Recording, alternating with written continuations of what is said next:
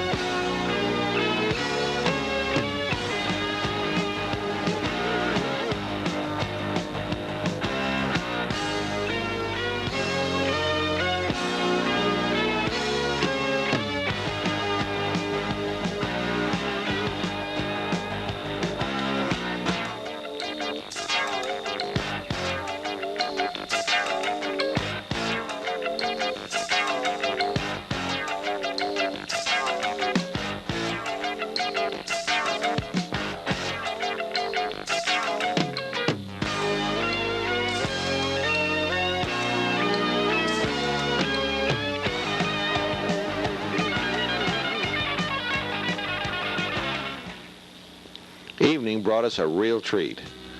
George the Chili King is the oldest continuous operating drive-in in Des Moines, Iowa, and probably in this part of the country. It's been a gathering place for street riders all summer long. On an every other week basis, many cars from the local area would gather at George the Chili King for a get-together and some good old-time drive-in fun. But once the Lead Sleds hit town, the complexion of the place changed considerably.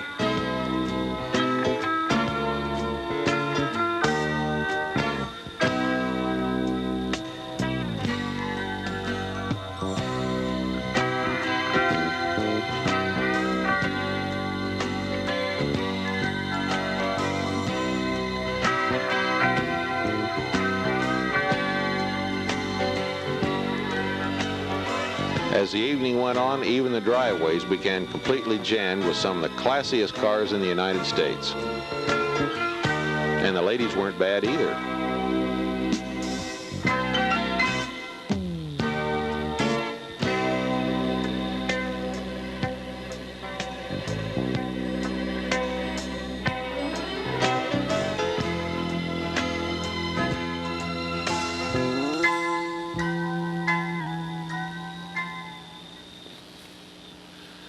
The next day, we all gathered at the Iowa State Fairgrounds. A huge parking area had been provided by the Custom Kemps of America for a show and shine, general gab session, concessionaires, and a swap meet.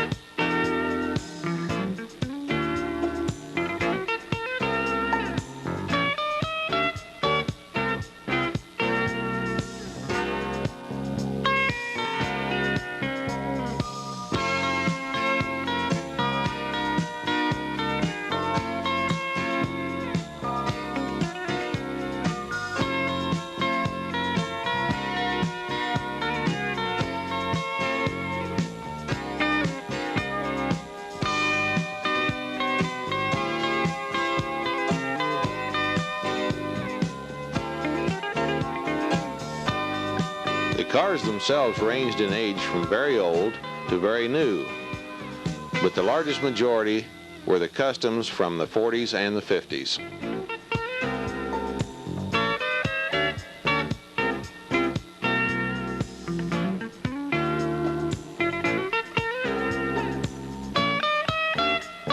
Some said there were more chopped automobiles at this one gathering than there were that were built all during the 40s and the 50s.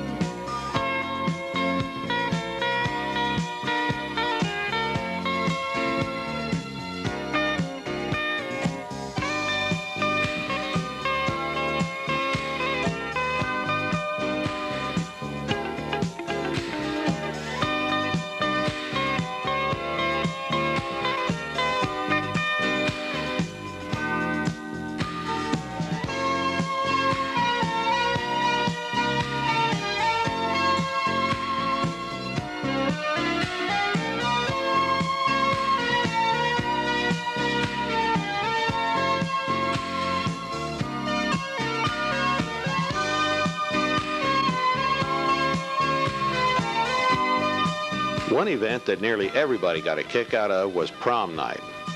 This was arranged at one of the local ballrooms, which was a really honest-to-goodness 50s style ballroom.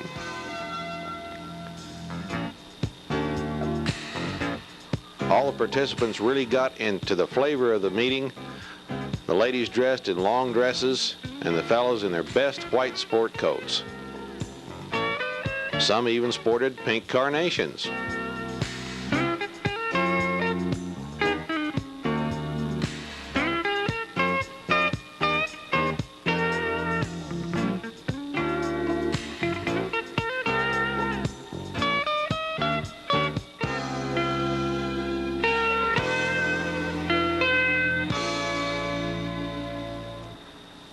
The fellas had on their best manners, and all of them helped their ladies out of the cars.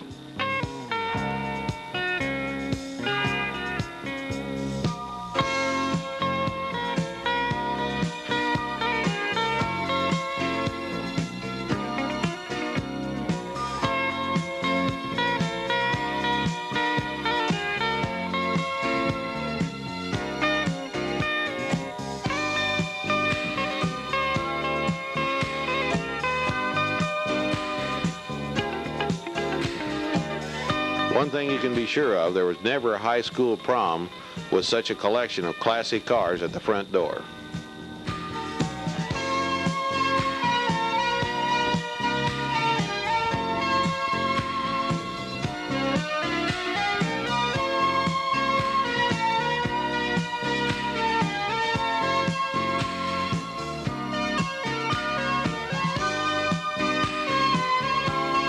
This gent uses an interesting entry method that a lot of us have forgotten over the years.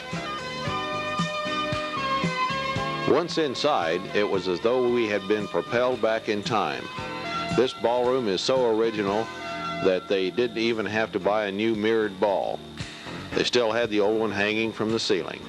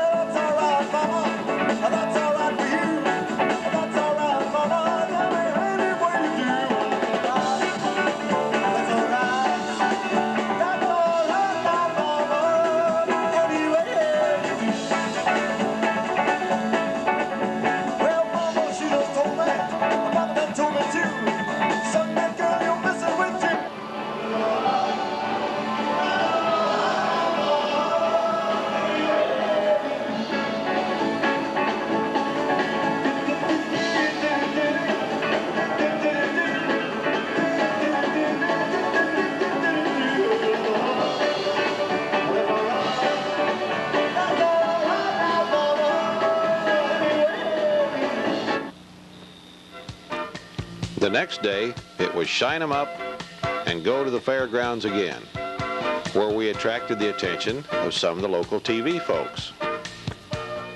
Now more than ever, TV